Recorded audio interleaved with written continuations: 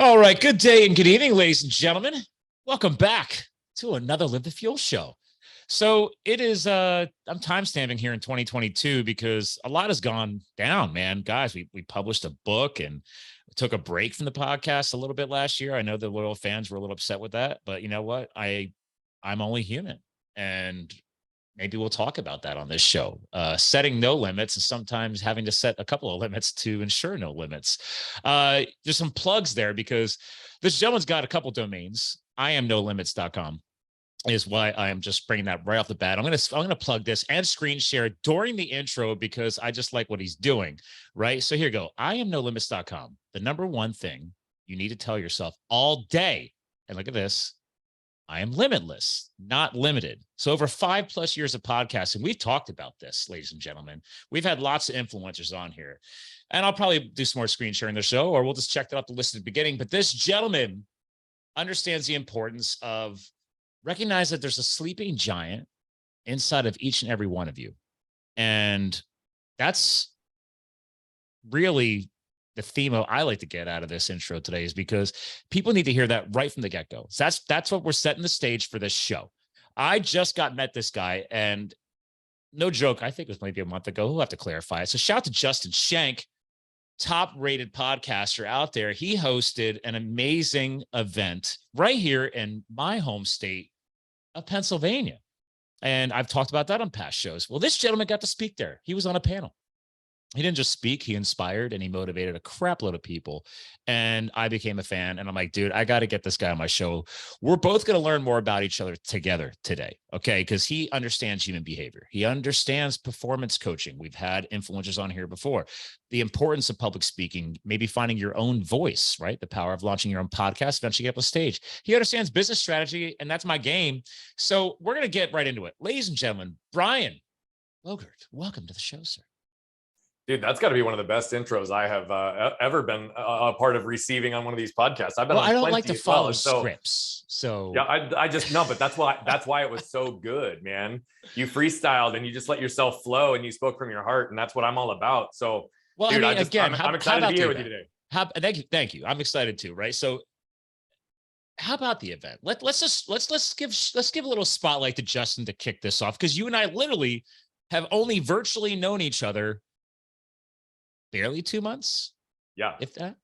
Almost exactly that. Yeah. That's why I love podcasting. That's what I've missed. Yeah. So what do you think? Growth Now Summit from the Growth Now movement himself, Justin Shank. I went to the first. Obviously, this was the second. It was postponed because of the pandemic and everything else.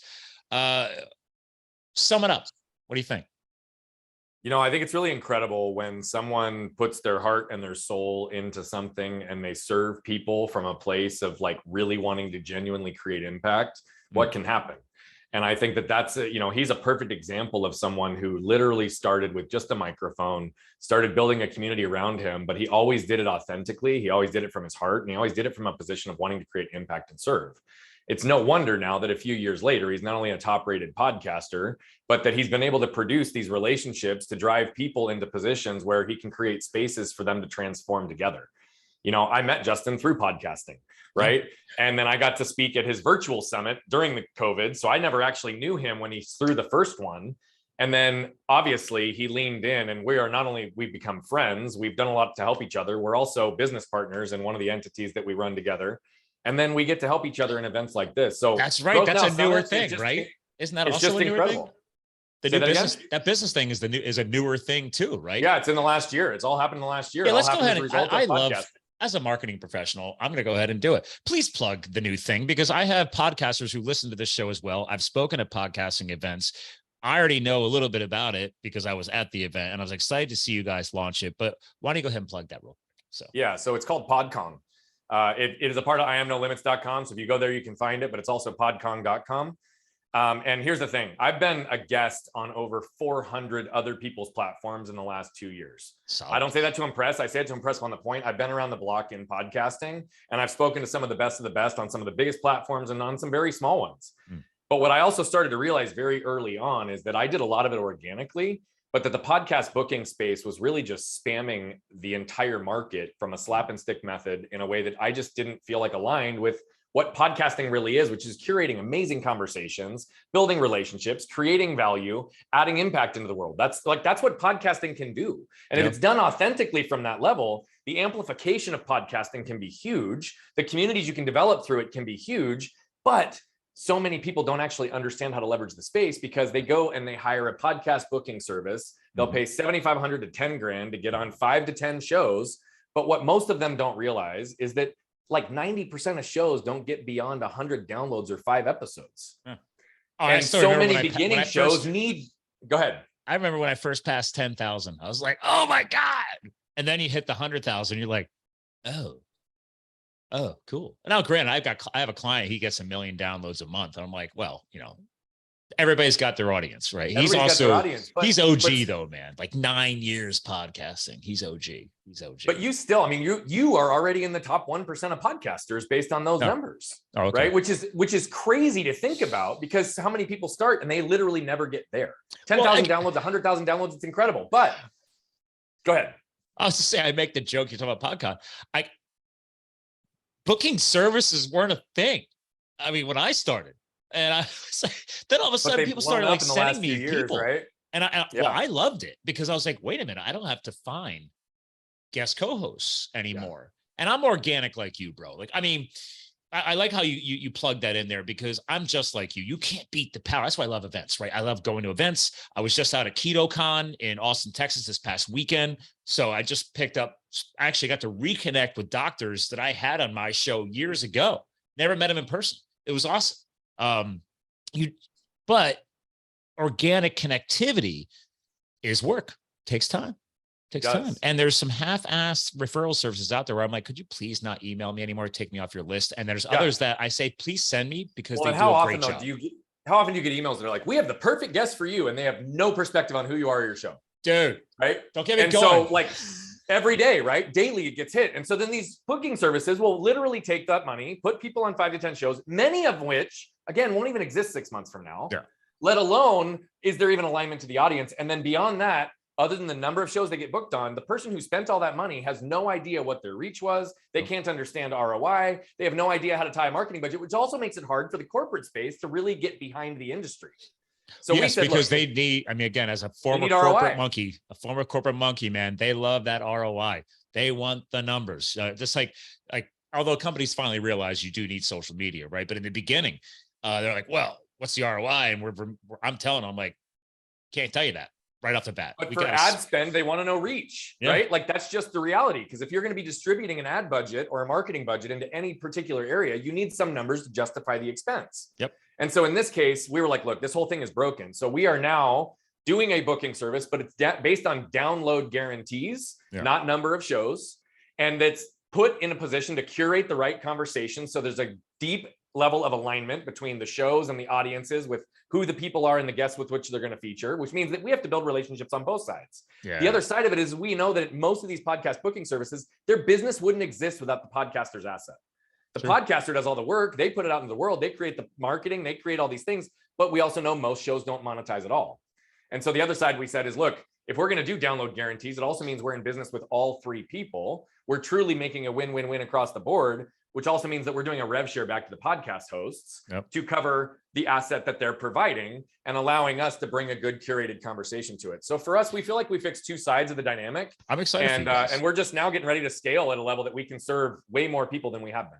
Well, and again, you and Justin have great energy alignment. That's why I wanted to let you just toss a plug in right away, because I love seeing, I've landed clients because I accidentally loved like Kickstarters, like, crowdfunding. And then I learned a lot about it. And then my client said, hey, my marketing person quit and you sent us all these great tips for our campaign to launch a movie. So I literally helped crowdfund a movie then, because he ended up hiring me. He's like, dude, I need your help. My girl quit and you seem to actually understand things. But I just love things. Kindling that fire, man, getting that fire going. That's why fires on all my brands. It's like, dude, it's just getting it going. So anyway, that being said, you have high energy. Justin's got high energy. I've got high energy. I love aligning with you guys. So let's help the audience understand, though, a little bit more. Not just the new company. There's more to Brian. than just starting up new companies and podcasting and being a guest on 400 different people's platforms and stuff over the years, which again, strong work, man, because I told people that for years. I'm like, get out of your bubble and start crossing circles, connecting, and give to other people's audiences first. You can welcome on your show if they want to come on first, but like, get out there, man, connect with people, see you don't need to align with their entire audience, but there might be 5% of that audience that aligns with you. Yeah. And they've been looking for somebody like you. And go in there to serve, not sell. Yes. Have a conversation. Like legitimately, the reason I've been able to get on those platforms is because I don't come here to pitch. I'm grateful that you gave me an opportunity to plug a couple things, but had you not, I'd be just as happy to have a great conversation and pour into your audience. Like that's to me, the power of podcasting is. Well, I did it because the past couple of years, pandemic was a struggle for a lot of businesses, and locally here in Pennsylvania and beyond, I watched old colleagues, new connections, old connections, either succeed or fail. I grew my income during the pandemic because I didn't stop working. And again, that's a whole other, I don't talk politics and church and everything else, religion, but I'm like, people love venting about people not working, even still, by the way, which it's confusing me because there's no more free checks or tax dollars paying for that. That aside, it's like I said, we're here to hustle, man. We're here to work. Like, that's it. Dude, like, I'm in it. I get it. Like, you're an Arizona guy, and we're going to connect more on fire and stuff. But like, dude, I used to live there. I used to serve. The book's about that. My old crew is out there serving right now. So they're working hard, not getting paid enough, but working hard. Yeah. So how far back does the Brian, like the companies, the branding, when did you really get it all going? Because I like to establish timelines for people. Yeah. So 7 years ago, almost to the date, is when I founded the company. Cool. And so Brian Bogert Companies, if you will, which was just coaching and speaking at the time. There were no courses, there weren't group coaching, there wasn't any of these other ancillary businesses that are supporting our mission. But 5 years I ran it side by side with another business. So I was in the risk management employee benefits consulting business for about 15 years, the last 10 of which my partners and I scaled a business from nothing to over 15 million in revenue in that period. And it was great and it was fun, but so much of that didn't align with who I was and who I was becoming. And so I executed my buy sell in that business, ironically enough, May of 2020, after the pandemic started, but I put the wheels in motion on it in basically July through September of 2019, that I knew I was going to make the transition. So once I made the decision and I executed buy sell, the pandemic wasn't going to stop me. I was like you. I was like, look, this is opportunity. This isn't like something that's going to hurt me. This is going to leverage me. You and I were not waiting to figure out Zoom. No. First of all, I'd already been using Zoom for years anyway, and I already owned some of that stock, so I was very happy about that. But it's like, don't. Yeah. I love understanding history. I love holding on to parts of history. Yeah. But I'm also, in order to set, like in your words, right, in order to find a way to help ensure that I have no limits, you got to be embracing change. You got to be staying up on things, and you got to be willing to take. You got to be willing to take the risks. I have talked about that for years on this show. It's part of my lifestyle, right? Doing that job, the firefighting stuff, right? Risk out the wazoo. But that's where the growth happens. And that's why I always want to get at 1,000%, dude. 1,000%. Yeah. So June of 2020 is when I started doing this full time with no other focus outside of what I was connected to in building or the businesses that I was involved in. Cool. And so it was around March of 2020 before I actually came out full time that we did the rebrand. But we've had some version of the Infinity and some version of No Limits for about 6 years. I developed the No Limits playbook and a lot of the methodology that went into our No Limits U course and some of the other things that are built around our programs back 6 years ago. It got a refresh in brand, look, and feel and updated language in 2020. And then since I've been able to be 100% in this space, 100% aligned with who I am, all these what's in my world have become a manifestation of who I am. And so a lot of our core concepts, what's interesting is I would have told you I developed them through 2020 and early 2021 based on where I was in my life and what was happening and how we were evolving in the business.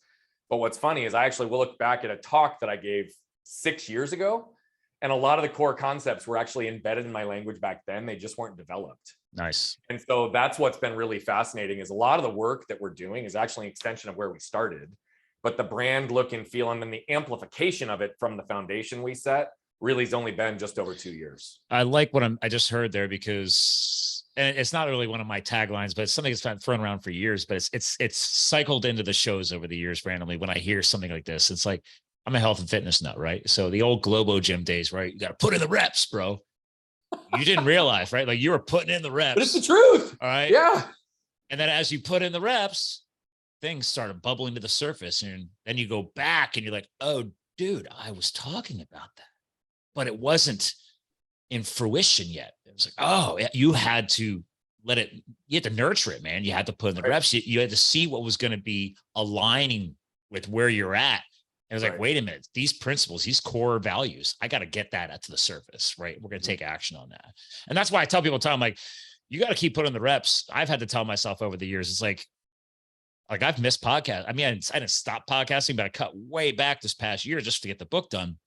And now it's like, it's full steam ahead again, man. I've been missing it. So, but I mean, even podcasting, it's the same thing. I mean, like get reps. I mean, geez, listen to some of the first podcasts I was on. It's not the same as it is today. Right. I do want to go back and listen to my first 5 shows. That is on my to-do list here. I actually have it written down. I would bet you my first 5 shows sound almost identical to each other, which is crazy because back then I was more in the idea of I'm a paid stage speaker, not somebody on a podcast. Scripted. And so it was, although my natural state is to generally get in flow and just have a back and forth conversation. Yeah. There was also an element of like, oh, I felt like I had to position because that was still a part of my old narrative I was still hiding behind. And I was showing up based on who the world told me I needed to be versus authentically who I was.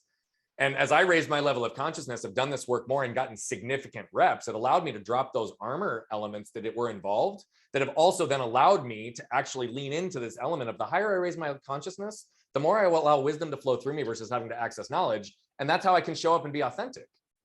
I like this authenticity, but what you just said there, the armor, give me a little more on that. What did that mean to you? The letting the armor down, so to speak, letting it shedding. Like I'm thinking back to the old medieval times, man. Like you're shedding your armor after battle.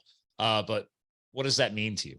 So I'm a really big believer, and the way I speak about armor can go a little bit further and deeper than just probably how I'll start the answer. But I'm a really big believer that we are born as our most authentic, brightest burning lights, and then from the time we're little, parents, teachers, coaches, employers start saying, you should do this, you shouldn't do that, you should be this, you shouldn't be that, you should want this, you shouldn't want that, you should make this amount of money, you shouldn't want that, right? The blinders on, man. Funneling us down because what's happening is shit is a shame-based word, and it implies that whoever you are, whatever you want, whatever you're doing isn't good enough. We then start to self-shame ourselves, which is like, oh, I should have gotten up earlier, I should have worked out, I should have eaten better, right? And then we keep ourselves in this perpetual cycle. But what happens is some of us experience trauma, like I did very early. And again, we haven't talked about that, but I'll hit it high level. Oh, we will. Yeah. And I was running by a truck. My left arm was torn off my body. And ladies and gentlemen, he just showed this visually on. Again, this is why we publish this to YouTube and everything else. Video matters too.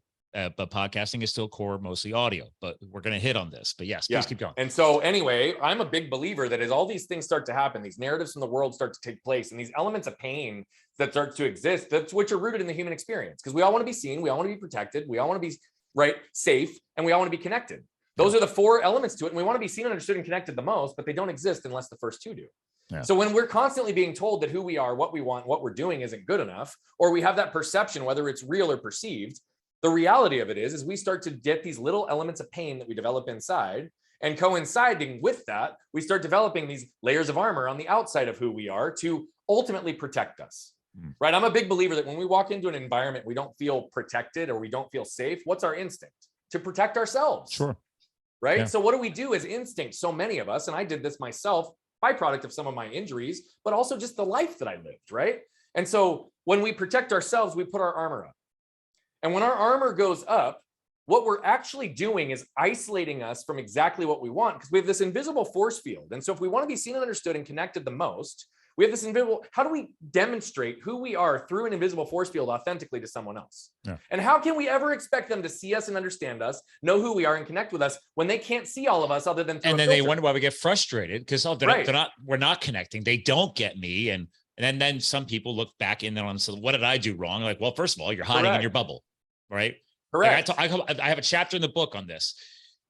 When I realized years after the firefighting that, and my wife taught me this because I was not capable of love years ago. I was the bachelor, never ending bachelor life, getting vulnerable. Yeah. That's like, That Look, was here's the thing. it was like breaking armor, shells, bubbles, whatever you want to call it. Whatever you True strength actually hides behind vulnerability, right? And armor does three things, right? It prevents us from getting what we most want, being seen, understood, and connected, right? But how long could you hold 2 5-pound dumbbells out in front of you, straight out, if I asked you to? Pretty good, but you're gonna burn out. You're going to burn out. Call it 5 minutes, mind 10 over minutes, body, whatever, but the body right? will fail. But the body will fail. And so we're sitting there holding it, and we may start out thinking we're really strong, and it's good, right? Yeah. But then the burning starts to happen, and then the weight gets happen, and then those weights get heavier and heavier and heavier. Mm-hmm. Guess what? Our armor is the same way.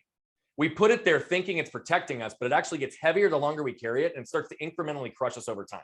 So that's the second thing that armor does. The third thing armor does is there's two different types of people. There's those that are a little bit more loosey-goosey, more open, but then there's those that are really tight, right? They're perfectionists. They have control. I fit into that bucket, right? So we have this container. We have this container called our armor, right? The world teaches us literally to reduce, eliminate, or avoid all pain, to not feel, to show up with a smile on, no matter what you're feeling and existing in, and move fast with less effort. So what do? We start to shove that shit down because the world's not going to accept it. Just like a trash can, we're literally compressing it, right? So the container that's open, it can only hold so much, but at some point it starts spilling over the top. Yeah. But those of us that are more tightly controlled, those of us that have had perfectionism, we're a byproduct of our shame or control, right? Now all of a sudden we've got a lid on that container because we can't let any of that shit out. Yeah. Right. So now we've got a container and we're still in that same process. So the more we shove in there, the more pressure that there gets, which actually creates more damage because that container can only hold so much before it explodes. When that pops, shrapnel through your world. Oh, right. Yeah. Stress, cortisol levels. It's been there. And so that's what I mean by armor. We literally create armor that prevents us from being and getting exactly who we want to be and what we want in our lives because we don't ever feel safe. So this is what I say for leaders in business, for leaders in families, for leaders in communities. We have to put ourselves in a position when we walk in to recognize that we have the ability to be the protector and the connector in every environment we're in. Meaning if we walk in and we can convince ourselves that we are safe, that we don't need protection outside of ourselves, then we can drop our own armor and wrap a layer of protection and armor around the entire environment we're in, guaranteeing that everybody can be safe, everybody can be protected, everybody can be seen and understood, and everybody can be connected. But it requires somebody to hold that container in a protected space. Why not you? Why not the leadership that you can deliver? But that's what I mean by armor. My armor was protecting me, what I thought, but it was actually preventing me and disconnecting me from who I was and what I wanted. Well explained. That's why I knew you'd have a great explanation for that. So let's a solid explanation. I mean, I couldn't have asked for a better definition, especially from your perspective too, because you and I are aligning on this, and this is something that I struggled heavily with. And honestly, most of us will I mean, the only thing different today is that I catch myself sooner because I've put in the reps. I've now allowed myself to let that go and embrace things like love and letting my wife into my life and everything else. So like these were all growth opportunities for myself personally. And I never allowed those things, but then now had those floodgates now benefit your personal, your professional, and other areas, right? So that's the other thing. For years, I was just a single guy. I'm just going to go skydiving and I'm going to go fight fires. I'm going to go race a mountain bike. And I was always the adrenaline junkie, but I cut out that one section, that love component. I kept the family at distance. I kept some friends at distance. I wasn't letting people in anymore. And people tried telling me, but I mean, come on, you could talk about this, Brian.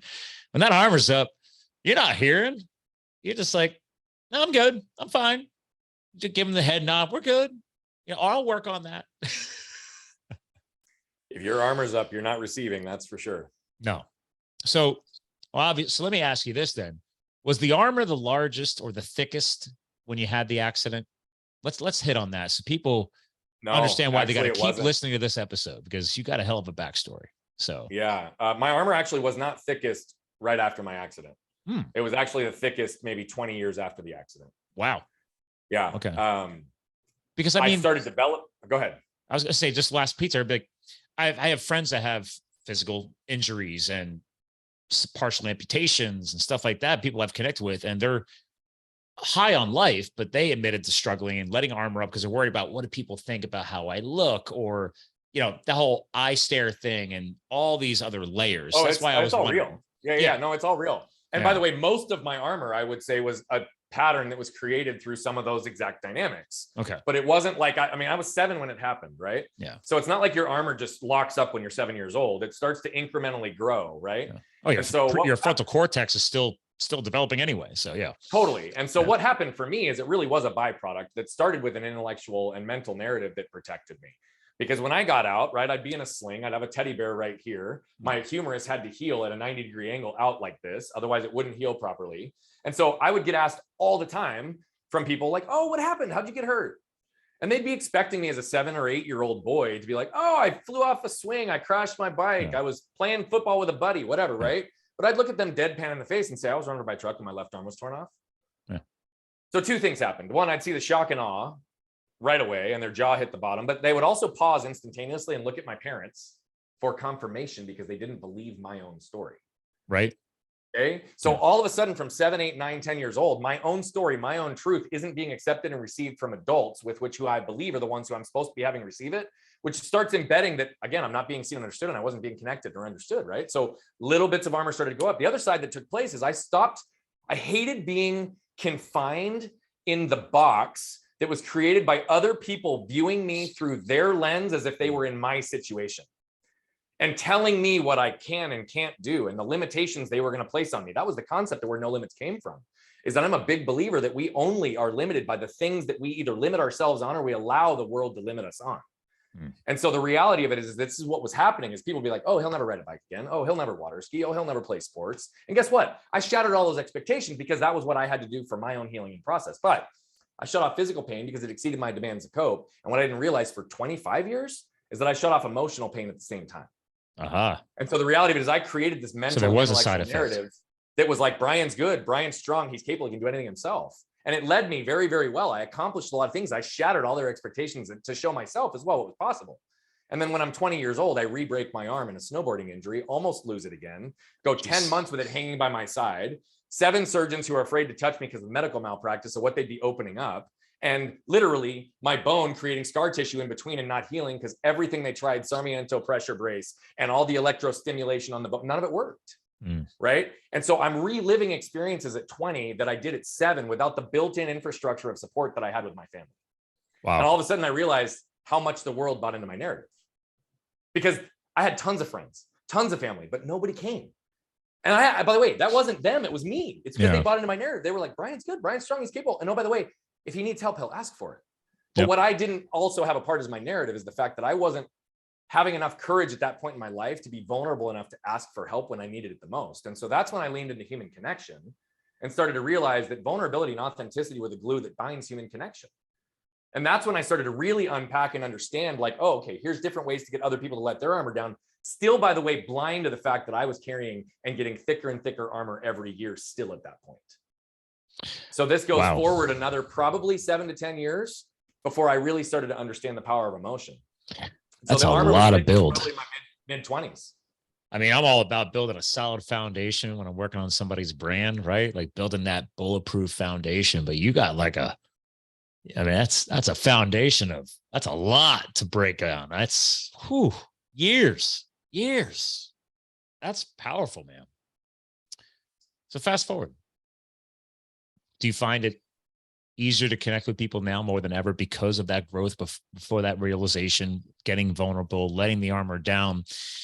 Because I know you do a lot of coaching, right? And you do a lot of you have a lot of great videos, by the way, on your site. I'm gonna screen share again because I didn't show the main site yet. Here you go. His name, BrianBogert.com. By the way, great video content. My wife is in Croatia right now for a week and a half with a vet school friend that she went to school with. It's a girls' getaway. So it's just me and the dog. So I've been catching up on extra videos. Awesome. And I love your content. And so, ladies and gentlemen, we'll have this in the show notes. Please visit BrianBogert.com. And actually, real quick, besides the I Am No Limits, I enjoyed the Brian's bullets section of your site too, though. So, but again, you have a lot of content out there, man. So do you find yourself? There's even more on social media that's not on YouTube yet. I mean, we have hundreds that go out monthly. Yeah, your Instagram is solid. Yeah, you're doing a great job. I tell you all the time, right? Consistency. So, but again, so fast forward to today, your level of connection. That's one thing that I picked up off of the panel, right? Again, everybody was a great speaker that day, but that was a great panel and you were just in the zone. like you're completely comfortable. And like my wife says, like, when I'm in the zone, I'm like, I have that faster speed of speech because I know what I'm talking about. And I'm just laying it out there because my heart's behind it and I know what I'm saying. And you were just ripping. I mean, just getting after it. I was like, he knows his messaging. Well, thank you. Yeah. The answer to your question is yes. And I find myself being able to connect even deeper the more I continue to evolve myself. There is no final destination, only constant evolution of self. And so what I can absolutely definitively say is that there was a massive shift probably 2 years into my coaching business, because that's around the time that I really started to understand emotion a lot deeper. And even in the way I used to coach, I used to always use the language like, what do you think about that? Well, where do you think you're going? I very rarely asked someone how they felt, right? And my wife would say for years that I was sympathetic, not empathetic. And it was after an experience with my daughter that I realized that I really wasn't experiencing emotions, and how much I was actually subconsciously but actively suppressing so many things that I was feeling, good and bad, because I had learned to numb myself, because again, when I shut off pain, I shut it all off. And so when I started to just pause long enough to start to feel more, I started to realize the depth of the human experience in a way that I hadn't experienced it in the same way. And it started to evolve in the way I was communicating and connecting. And so the more I've moved through my shame, the more layers of my shame that I've actually continued to shed. And then in the last year and a half, the ability for me working through shame, leading to an understanding with my wife that I actually had been an angry person for a very long time, but truly hadn't acknowledged it, understood it, or seen it. That was one of the deeper shifts, because I had to handle the anger in myself in a short, expedited way through the inside out method that we created as a result to help people move through their stuck emotions, but legitimately in a way that I had to understand it so I could become aware and own it and unroot it and start to move through it in an expedited period, because that was truly the one thing that was going to keep me from deeply, deeply connecting with myself. And I believe that if we don't connect deeply with ourselves, we have an inability to connect externally at the level that we desire. And I also believe that intimacy can be created primarily through vulnerability. And so wherever we're in a position to recognize that we are armored or guarded, those are moments where we are lacking connection. And so I've now used that as a barometer in myself to really gauge like where I'm protecting myself, where, how, when, and see that clearly. Because typically it's only in my unresolved or unprocessed historical patterns or emotions where that armor presents itself again. Outside of that, I'm so clear and centered in who I am that, to your point, you're like, yeah, you were in the zone. I was like, dude, I was being asked questions. I was on stage. Of course I was comfortable. Like, yeah. I've been on hundreds of stages, thousands of stages. Like it didn't, you put in the reps. That's I put in the reps, and it's like, I was so comfortable there, but I'm also so clear on the fact that I don't need to know the answer. I don't have to prepare thought. I don't have to prepare scripts. Because again, the more I can be me, the more it authentically flows out of me. I'm just a vehicle, brother. Yeah. I'm just a messenger.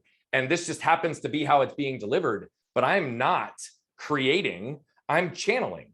And it's allowing me to actually be in alignment with who I am, but tap into that abundant element that's available to all of us. I love where you're going with that, because that was some epiphanies that had erupted throughout the years of podcasting now too, is that, those who choose to, and maybe you're just using an iPhone headset, ladies and gentlemen, you don't have to have the whole home studio. This took years to figure out. But my point is, like, if you choose to pick up the microphone and put your voice out there, it's no longer just about you. All right. It is about giving back. And that's why I'm a big advocate for whether it be podcasting or now that I've been dabbling more in public speaking myself. It's like, yeah, man, like everybody's like, oh, dude, you're an outgoing type A personality kind of guy, aren't you? And I was like, wasn't always. And they said, bullshit. And I'm like, no, like when I was a shy kid. And there's a great book. What is it? Blanking on it. See, there's something advantage of a type B personality type of person. I'm just blanking on it right now. I had him on the show a while back. But anyway, the point is realizing your voice is no longer just for you. It's to help other people. It's to give back. And when you can surrender to that and recognize that, for me, every single time I get on stage, it's not about me at all. Yeah. And when you can separate that and remove that and realize that it's bigger than you, bigger beyond you, then you start to realize the ripple effect of that. It's evolved to a point where my purpose is very, very clear now. My purpose in life is literally to allow my truth to give others permission to live theirs. Yeah. You see, I believe, right, one of our core concepts is this idea of embracing pain to avoid suffering. And I believe that so much suffering exists on the internal level at such a massive way. And the way that suffering exists internal, it's really basic if we simplify it. It's the things that are left unsaid, the things we lack permission to feel or say, the things we lack the words to articulate, or the things that are left undone. And so if we recognize that, every time we put ourselves in a position where we create a window for us to demonstrate vulnerability and authenticity into the world by speaking our own truth, we're actually helping people with these middle two. Yeah. We're giving them permission to feel and say things that they may not have given themselves permission on before. But by you vocalizing it in the world energetically, they can receive it that way. And you potentially have given them the words to articulate how they've been feeling in a way that they've not known how to explain it in the world. And so now you've given them a freeing experience by doing that. And so that's what I recognize, is that for whatever reason, my friend, I've been put into a position to demonstrate what vulnerability and authenticity can look like in a way that's not weakness. Yeah. Right? I am not weak, and there are very few people who ever interact with me who would ever use that word in any descriptor for me. And I don't say that to impress. I say that to know I can have a soft front for people to land and be one of the strongest spined individuals that I know. Yeah. Understanding that if I am centered and anchored in me, and I've done the work to heal my own pains and shed my own layers of armor, then I'm in a position where I actually can be that protector and connector in every environment I go into. And so that's what I just try to do, is to live and speak my truth. And that's what I love about hearing you talk as well. It's just everybody has something different that they resonate with. And that's something that, like, I never planned on writing a book. I just realized my wife got tired of me sharing the old hotshot stories. And I'm like, all right, well, that's why podcasting helped do that. And because my client years ago, it was his backstory. He's like, well, I want to write a book. But nobody knew who he was online. So his co-host 9 years ago, she said, well, why don't you start a podcast? And then put in the reps, years later, he's getting 1 million downloads a month. So he's doing just fine. But the point is, and then, he launched a book years ago, and that he had his own platform to promote it. So I was like, I'll just do the same thing. She says she's tired of hearing the fire stories. I've got stories to share. I have a lot of this book it's really a memoir. It's a story of my own transformation from that experience. And it was a way for me to get even more vulnerable, because I even put it in the book. She hates the fact that I talk about her in the book. She's like, why am I in the book? I was like, because you're an important part of my life, and you helped me grow and go beyond my vulnerabilities. And you continue to help me grow to this day, even though we're only married 3 years and we've been together for 9. And she goes, yeah, I know you always have a great answer. I was like, my point is, you are part of my transformation. Firefighting was part of my transformation. I needed to document it. And I realized telling the stories was me just putting in the reps to finding a way to get to embrace it differently, and then find a way. It meant then a friend of mine, she's like, I'll help you. She's my editor. She's like, I'll help you, Scott. Let's get your story out there. She's like, there might be other hotshot books to come. And I'm like, let's focus on one. But getting vulnerable and then putting it down, documenting it, solidified it for me, because now I can't back away. Stories documented. Like, the only thing I have to do next is I have to finish doing the audiobook now. I didn't finish that last year, and projects, business growth, et cetera. So it's like, all right, let me do first year, that, and then second year, we'll do the audiobook and just make it a continuous rollout thing. Because you and I are both guilty of, I hate the word perfection nowadays, and hate's a strong word, but it's like, there is no such thing as perfection. You're supposed to be doing weird things, making mistakes, et cetera, right? You're supposed to be finding a way through mistakes to embrace getting vulnerable, right? And to your point, which I wanted to dig a little bit deeper on too, was like, then you find that point in your timeline where there's not just an awakening for you and your audience. It's another reawakening to you, where, like, you were saying that you also had cut off your own emotional capability as well. So the armor ended up affecting more than one area, more than one domain of your importance and what you were cutting off all emotion. That's a powerful thing. And I wanted to make sure we didn't skip any deeper into the show without just clarifying that a little bit more. So, yeah. So, like, when did you realize that? Like, the emission was like, when was that moment in the timeline? So the aha was probably 6 to 7 years ago. Okay. My daughter was young. We were playing, we were laughing. Sounds normal. We lay down on the couch, and she wraps her arm around my neck, and she kisses me on the cheek, and she says, I love you, Dada. That's lovely. I broke down in tears out of joy. And I am not somebody that cries, but it's because I conditioned it out of myself. Yeah. And I want to be really clear, men who have the ability to cry and can express emotion, I think is one of the most powerful, moving things to be a part of. And it's nothing that I believe carries any shame. It's just not how I have learned to feel emotion. But what's cool is I'm starting to learn how to feel that in that way. But when I felt joy that way, I realized I'd never experienced joy to that capacity before, which in hindsight I did. It was on my wedding day. I was a blubbering idiot and cried the entire ceremony. And we don't have a single good picture because I do not have a good cry face. I mean, I have a face for radio to begin with, but then I don't have a good cry face on top of that. So that's awesome. But I didn't know back then what that meant. I just was like a young kid, like, I'm crying. Well, why am I crying? I feel so emotional. And I don't mean that to poke fun at it. I literally didn't understand the emotion until I'm laying on the couch with my daughter. And all of a sudden I'm like, oh, that was joy all that time ago. Wow. And then when I realized that I hadn't experienced joy to the fullest extent, the way that I was, to the point that it moved me to tears, like all the way embodied through me, every fiber of my being, then there's a good chance I've not felt every other emotion that way. The depths of pain and the despair and the unworthiness and the control and everything in between.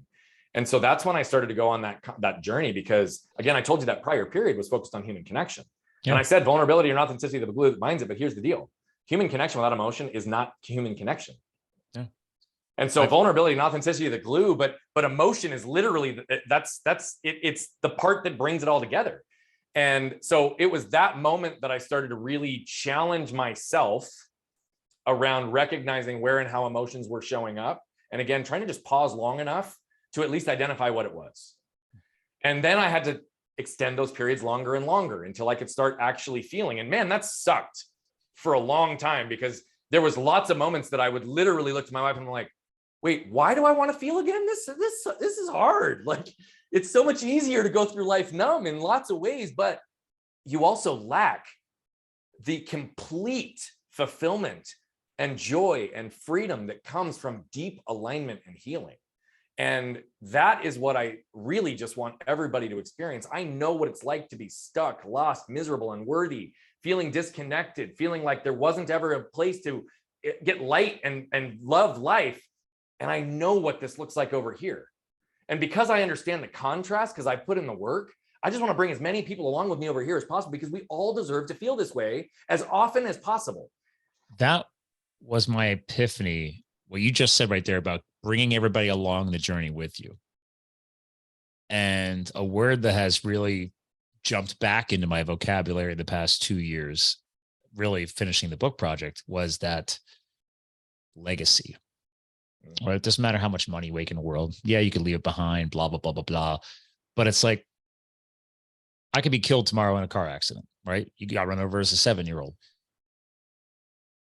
What are we leaving behind?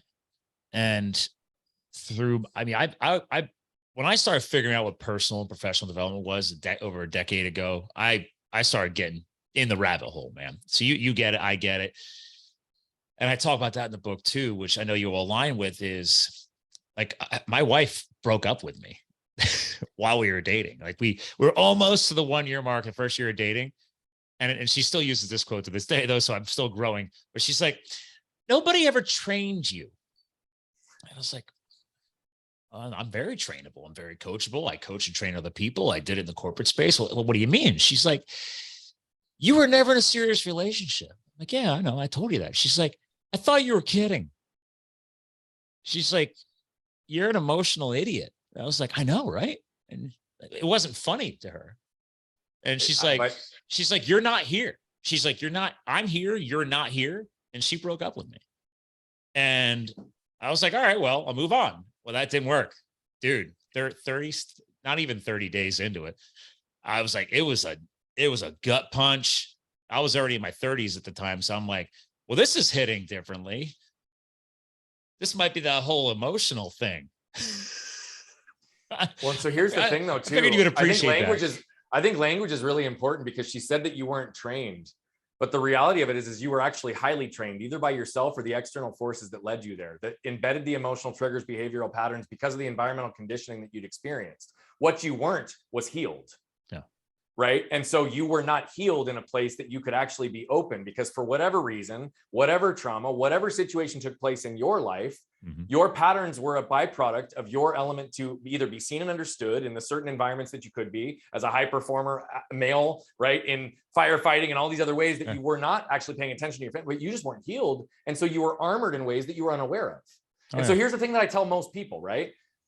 Most people believe they're stuck because they have the wrong strategy and tactics in their life. They're like, if I get the right coach, if I get the right system, if I make 100,000, if I do this, I'm going to be free. It's all going to work out. Guess what? Strategy and tactics help us leverage and scale our life, and they're critically important. But they are not the things that keep us stuck. They're the things we talked about a second ago, the emotional triggers, behavioral patterns, and environmental conditioning. And so the reality of it is until we start to bring those into a place of conscious awareness where we can start to influence them, put in the work and the ways. But here's the thing, 95% of our emotional triggers are not our fault. They are literally either generationally passed down, inherited, or conditioned so significantly into us because of the patterns that exist in our world. But the second you become aware of them, or the second they start creating damage in other people's worlds, they start to become your responsibility. So what a lot of people don't do is forgive themselves in the understanding and all these things that they've done as a byproduct, as if it's their fault, like they're in judgment, I'm a bad person. But the reality of it is oftentimes people truly are in a position where they're just modeling or expressing or defending based on whatever was conditioned into them in the unhealed emotional triggers that exist in their world. Yep. And so when we can start to communicate and allow people to understand that what's preventing us from connecting is all inside of us, right? And we just need to really start to surrender to that, because again, it's not that you weren't trained, you were highly trained. You weren't healed. Oh yeah. Well, I mentioned in the book, but I said, dude, I was crushing it. Like so I have a BS in marketing and psychology. I dual majored years later as an adult student. I have a BS in business and a BA in psychology. That's awesome. I tell people all the time, I'm a high level sales consultant, and then I started a marketing company too. So I don't use anything they taught me in school. Right. I got you. Right. You and I are aligned there too. The one thing that I will honor from a, accredited institution is sciences. My wife is a equine horse veterinarian doctor and a doctor of chiropractic for animals. Very smart girl. Ivy League educated, $300,000 in school loans to do it. And she paid them all off. She's good. That being said, by the way, I've really enjoyed talking with your wife on Instagram since the event, because that was like, to me, one of the coolest things is that she literally is a chiro for horses and other animals, like just the holistic care in nature. So sorry to interrupt you, but I love that you brought that up, because your wife is a badass, and that's she's a badass, cool. But she doesn't want to talk online, doesn't want to do a lot of things. Like she's like, my wife is too. My wife's a badass. She's just the hidden. She's a hidden badass. She just likes, that's it. So that's why I told her to go to Croatia. I was like, baby, you're burning out. Like they're overworked. They're turning people away. There's doctors coming out of school that want 6 figures plus to start. And she's like, I don't even pay myself that. What are you talking about? I was like, go take a vacation. I was like, anyway, but I realized when she broke up with me that I was in my own way. And the real aha for me was like, okay, I've developed this. And the psychology education I learned about there, well, depending on which program you're following, there's like 5 to 6 domains of your life. You should try and keep ebb and flow. If you're in school, school's going to be high. If you're crushing your career is going to be high. Maybe romance falls low. There's these domains, right? You know what I'm talking about. So I had all these other ones kicking ass, but I wasn't happy in my career, right? This was the trigger to leave corporate life and go be a firefighter. And I'd finished the schooling. So I checked that off my list. And the first person in my family, old school Irish family, to have a college education, I paid my own way. But the romance was shit, right? I was like, I don't have room for that. And then when I left for firefighting, that just made it worse, right? You said highly trained. Great. I just added 2 years of like the most in-depth, non-loving, non-relationship building career choice ever. So whatever walls or armor I had built just got fortified to the nth degree, right? And then her breaking up was like, wait a minute. I've done all this crazy shit in my life. I've done all this successful stuff and mistakes and yada, yada, yada. But I don't have the balls to get vulnerable and let somebody into my life romantically. Bingo. And then the next thought that came across my head was, wait a minute. Did she break up with me, or did I break up with my own self? Because I'm not even giving her a chance. Did I even give her a chance this first year of dating? Yep. So the next 90 days was like I I was buying all kinds of online, get your X-Max programs. I was digging back into my psychology. I was trying to hack myself. I'm hired romantic coaches. I'm doing all this shit. My friends are like, what are you doing? And I'm like, I need to figure this out. I'm going to figure it out. And then 90 days later, I asked her to get together for a cup of tea and to start it as a completely different chapter. Just give me a chance. And we were not allowed to count that first year. That was the first year did not count until it became time to put a ring on it. Then she's like, well, we've been together for all this time. I'm like, no. I was like, you said that first year didn't count. She's like, oh, hell no, not when it comes to the ring. And I was like, and her girlfriend sitting there, she's like, yep, mm-hmm. Go ahead, dumbass, put a ring on it. So anyway, there's a very short story, a little more of that vulnerability. But I think that's beautiful, because what you also did was you didn't protect yourself in a false narrative because you were going to become the victim and place blame. You took ownership.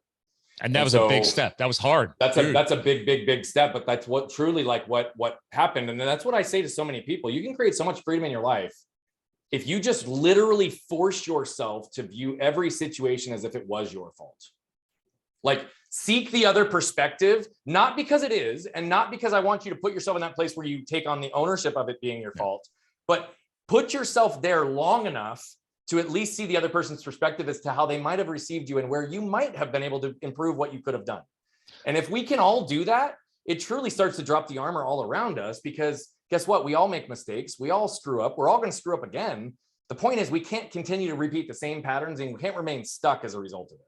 Well, I like, because you just full circle tied it back to something you mentioned 2 to 3 times already during this show: sympathy versus empathy. And it's funny because my old corporate life, I used to, they got rid of our managerial titles, put us through these immersive trainings.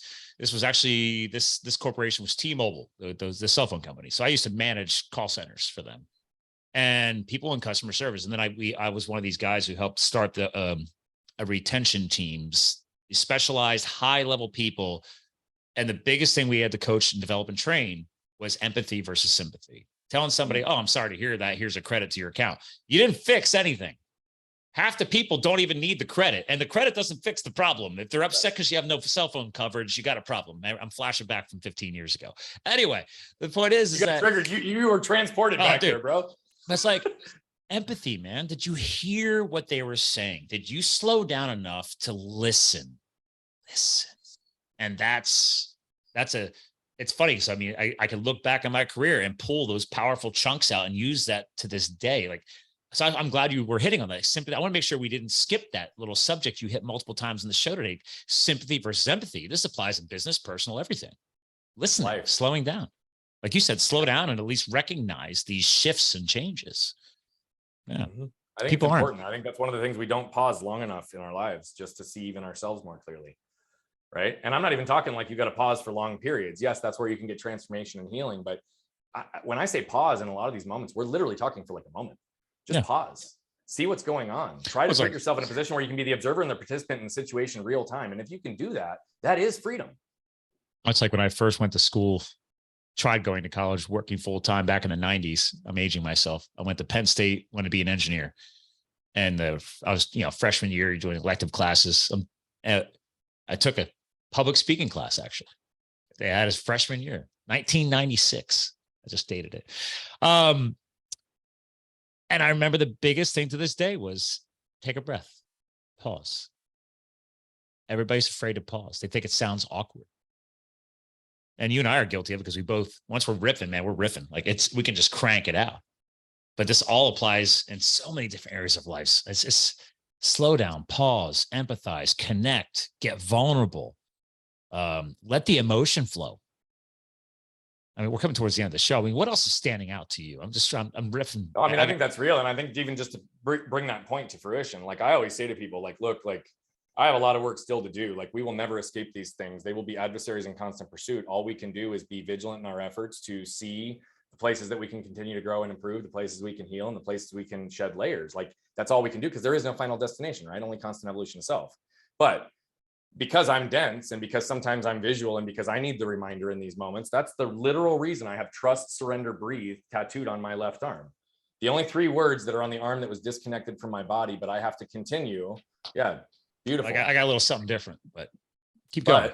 But it's still the relevant point, right? Like, so for me, this is one of the things. Yeah. This helps me center myself. This allows me to catch myself when I get triggered and I'm about to react. It allows me to pause long enough so I can choose to respond, take back power in the moment, and understand what's really taking place. Like, it is our breath that centers us. And it's, by the way, no coincidence that the only system that operates in our bodies that keeps us alive, that either operates without us or with our influence and control, is our lungs and our breath. It will keep us alive, but we can also choose how we breathe life. And so we can actually put ourselves into a position to regulate our breath, regulate our autonomic and sympathetic and parasympathetic nervous systems all in here, because there are studied and proven breathing techniques, many of which have been deployed through the SEALs for the last 30 plus years, that have been proven to literally be the most effective thing at calming the human stress response next to Valium. Oh, yeah. We have a beautiful gift right here in our own chests. And I'm not just talking about our hearts. It's our ability to literally level and control and center ourselves through our breath in any moment. And if we can do that, then it also allows us to be present so that really we can trust, surrender, and breathe to what's in front of us. Oh, yeah. I mean, I talk about lung capacity, health, fitness, all that stuff differently, but what you're talking about, the mental connection, the realignment, the resetting cortisol levels, 100% correct. Like, I'm an endurance athlete. Like last year I did my first ever 100-mile mountain biking race with 10,000 feet of climbing. I tried it 2 years ago, right after I had collapsed a lung. Well, actually, I'm pointing to the same spot where I have the words tattoo because I was worried they were going to damage that tattoo. The words on my ribs are duty, respect, and integrity. 3 words that was a core of wildland firefighting, was in our handbook, and that is also, you know, a chapter in my book too, defining that its value. Beautiful. So I love seeing. Now, listen, ladies and gentlemen, maybe you're not into tattooing, but my point is, I love seeing fellow guys who or ladies that have the ink, but when they chose to put the ink, it went on with a purpose, with a meaning. And like, by the way, every bit of ink of mine did. Yeah. And I've got a little bit of. I have a whole phoenix across half my back. You have a phoenix, dude? Half my arm's a phoenix. Well, dude, of course we do. I served in Arizona and Flagstaff. There was a high-level artist who used to have his tattoo shop's not there anymore. Nick Lawrence was, I think he's still showing art up there. So Nick did my phoenix. Oh, cool. And it was 20 hours of work. That was my first color piece. And because my wife's like, she's like, you're the only guy I've ever dated that has ink. Could you not get any more? And I'm like, I don't have that much. She's like, yeah, but what you have are big. My wife's the opposite. She wants me to get more and more. I've got half my chest covered here, half my back covered here, obviously my whole right arm. And she's like, are you going to keep going? And I was like, I mean, there's a good chance. I was like, listen, it all gets covered up. It's fine. So, well, again, we could talk a lot more about this. And I knew when you and I started rapping on the mic, I'm going to have to get you back on another show soon. Just to dig into some other areas if you're interested. Dude, so. I've loved jamming with you. I love the energy exchange, and I just love what you're all about and who you're trying to impact. And you know, and the fact that you've go ahead to serve you, because I know you serve so many other people. My audience, my Fuel Nation, listen up. If you've connected with anything that Brian and I were talking about today, especially from Brian, please go to brianbogert.com. Okay, again, speaking, lots of videos, coaching, etc. But is there something that my audience can do for you guys today? Or is there anything that you're trying to help people with in 2022 right now? That if that 1 or 5% of my audience aligns, like, oh yeah, you know what? I do need to go to Brian's site and check and connect with him. Yeah. So I would say that, so again, one of the things I don't know that if I said earlier or not, is that we're on a mission to impact 1 billion lives as quickly as possible. And for us, that means by reducing the level of suffering that exists on this planet. And that happens through a whole bunch of different vehicles. But low-hanging fruit, if anything resonated with you and you decide to follow on social or jump in, if you follow on social, it's at Bogert Brian on any channel. Truly, legitimately, I don't care about the vanity metrics, but if something moves you, I just ask you to move it through the world. If you're sitting next to somebody and you're like, oh, this is cool, turn your phone. If you don't want to hit the like, comment, or share, I don't care. Like, yes, does that help our algorithms? Yeah, it does. Does it make sure more people see it? Yeah, it does. But if that's not something that you want to do, don't feel pressure, but show it to somebody next to you. What I've known through all this time is that moved people move people. And so I'm asking as many people to move others and move themselves so that we can have a collective impact as quickly as possible. The other thing that they could do if they're interested, and they're that 5 to 10%, we do have a free course. And it's something that we put a lot of time, energy, and effort into. Is that on the site? NoLimitsPrelude.com. I don't think there is access on either one of those ones directly. Okay. I understand the marketing flaw and a whole lot of that, but here's why I say this. The reason we distribute it and we publish it out in the way that we do is I want to give full disclosure so that you understand what you're getting. You get over 30 minutes of video content, the first chapter of our course, which lets you begin with the end in mind. And here's the deal. Yep, I get your email in exchange for it. Yep, you're going to get some emails through the process of doing it. And yep, you're going to get 4 emails from us after you're complete to outline other opportunities to help you on your journey, whether it's with us or not. So this is completely free. And I want to let you know all those expectations, because this is not about getting you into a forever funnel and spamming you in perpetuity. This is to figure out where and how we can move you so you can move others. But this is something that will add value into your lives. And I just hope that something we've said today moved something inside of each one and every one of you. Well, I knew you had something. So that's why I was like, I know he's got something up one of the sleeves. I got to pull it out. So, and again, ladies and gentlemen, I guarantee you, I don't mind putting my name behind this gentleman because I know it's a newer relationship. He's not a spammy guy. Okay. There's a lot of people, again, I work in the marketing space. There's a lot of people that get the sales funnels going and everything else. You can trust this guy. Okay. Check it out. I'll have that also in the show notes as well. NoLimitsPrelude.com, along with his socials. I do recommend actually following him. I do follow the Instagram. I enjoy the Instagram content. And again, if you don't want to engage by liking or commenting, which I do recommend, I agree with his point.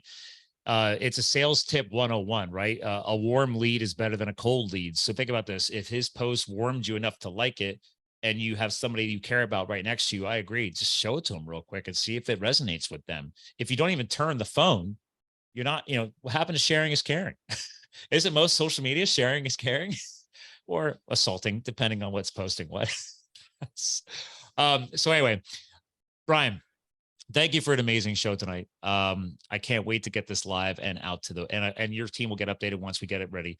Ladies and gentlemen, again, BrianBogert.com, NoLimitsPrelude.com. Again, in the show notes, all the socials to follow them. Thank you for tuning in. I want to remind you, ladies and gentlemen, that you are my Fuel Nation. We'll be cranking out a lot more new shows for 2022 into 2023. I'm pumped. We have a lot of people lined up. It's very exciting. And I just want to remind you all, you too can live the fuel. So we'll talk to you guys again soon.